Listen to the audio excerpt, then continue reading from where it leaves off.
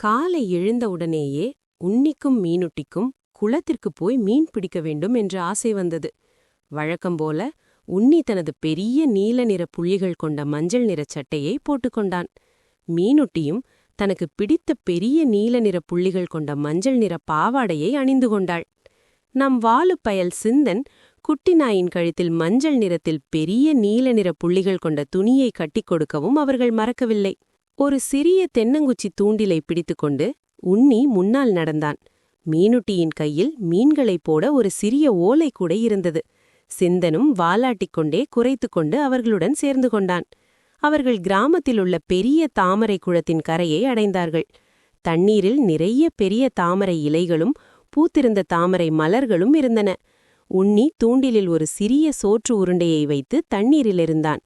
மூவரும் மூச்சை பிடித்துக்கொண்டு காத்திருந்தார்கள். சிந்தன் காதுகளை தீட்டிக்கொண்டு தண்ணீரையே உற்று பார்த்து கொண்டு நின்றது. திடீரென்று தூண்டில் கயிறு மெதுவாக இழுக்கத் தொடங்கியது.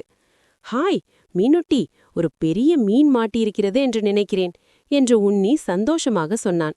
உன்னி தனது முழு பலத்தையும் போட்டு தூண்டிலை இழுத்தான். மீனுட்டி உன்னிக்கு பின்னால் நின்று அவனுக்கு உதவினாள். இதை பார்த்து சிந்தனும் மீனுட்டியின் பாவாடை தலைப்பை கடித்து மெதுவாக பின்னோக்கி இழுக்கத் தொடங்கியது.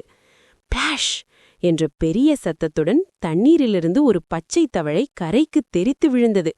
தவளை நேராகச் சென்று கீழே ஆச்சரியத்துடன் பார்த்து கொண்டிருந்த சிந்தனின் ஈரமான மூக்கின் மேல் விழுந்தது. குரோக் குரோக் என்று தவளை சத்தம் போட்டது. மூக்கின் மேல் அமர்ந்திருக்கும் அந்த பச்சை உயிரினத்தை பார்த்ததும் சிந்தனுக்கு ஒரு விசித்திரமான கிச்சு கிச்சுப்பு உண்டானது. அது கண்களை பாதி மூடிக்கொண்டு வாயை பெரிதாக திறந்தது. ஆ ஆ ஆ சீ! சிந்தனின் பயங்கரமான தும்மலை கேட்டு அதிர்ச்சியடைந்த தவளை ஒரே குதிப்பில் ஒரு பெரிய தாவல் தாவி திரும்பவும் தாமரை குளத்திலேயே போய் விழுந்தது. தவளை தண்ணீரில் விழுந்த சத்தத்தை கேட்டு உன்னியும் மீனுட்டியும் வெடித்து சிரித்தார்கள்.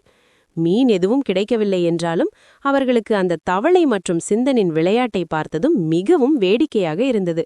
அப்படியே வெற்றுக்கூடையுடன் சத்தமாக சிரித்துக்கொண்டே அந்த 3 பேரும் தங்களுடைய வீட்டிற்கு நடந்து சென்றார்கள்.